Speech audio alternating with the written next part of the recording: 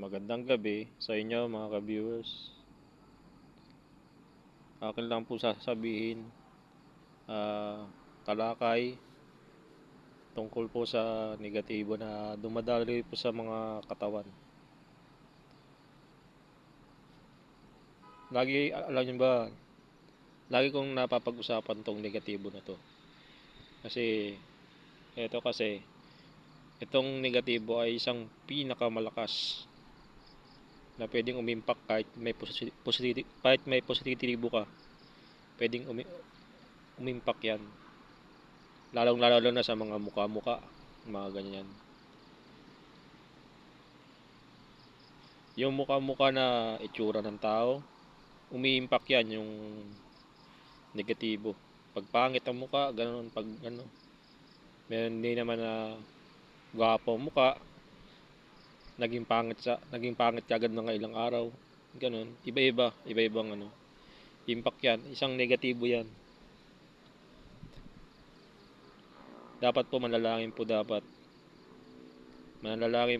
na sa Diyos Ama na sana ay mawala ang mga pagkakaroon ng hindi pagkakapantay-pantay sa mga itsura. Ganun po. Isa rin po kasi hindi dinadadalo yan ng negatibo po yan, yung mga pagmumuka. Yung mga mata, yung galaw ng mata. Kaya kung matalas ka kumilatis, o marunong ka mag-adjust, napakalaking biyaya sa iyo ng Panginoon yan. Na nakakapagbigay ka ng liwanag at pagpapasayensya sa sarili. Nakakapagpasayensya sa sarili ba? Yan ay malaking biyaya ng Panginoon. Pero pag mainitin ng ulo, yung nakita mo yung muka, pangit, ganun. Nakita mo yung galaw ng kahit gwapo, ganun. Iba kasi sa sitwasyon ng sa mga muka-muka. Pag mainitin ang ulo mo, malas yung ganun. Kasi hindi ka nabibigyan ng kaliwanagan ng isip. Kaya payo ko lang po sa mga ganon, magdasal sa Panginoon na hindi sana maging mainitin ang ulo. Kasi diyan po papasok ang negatibo sa ating pagkatao. Lalo na yung pag-iisipin ka ng masama. Patitinginin ka muna sa mukha niya. Pero kunyari wala siyang alam, pero napapalingon ka. Ganun yan. Tapos napapaisip ka na ng masama. Yan, isang negatibo yan. Tapos nilalason na natin na toxic na yung isip mo. Yan yun. Yan ang mga dahilan ng mga mukha-mukha na yan. Kaya isa ring negatibo yan, napakalakas niyan.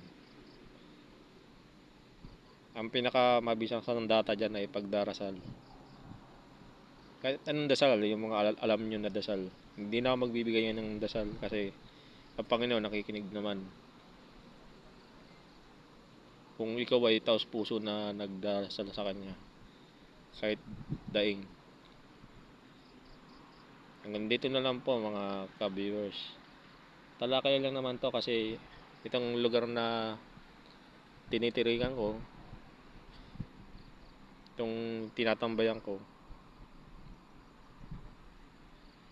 masarap dito magmuni-muni, magpahangin, kahit saan naman sa probinsya. Kaya ito lang lagi kong binibidyo hindi ako nagbibidyo ng mga yung pinaghahandaan, yung papakita pa ang muka, ganon. Hanggang dito na lang po. God bless po sa inyo. Kahit pa paano may natutunan kayong aral tungkol sa mga muka-muka na yan.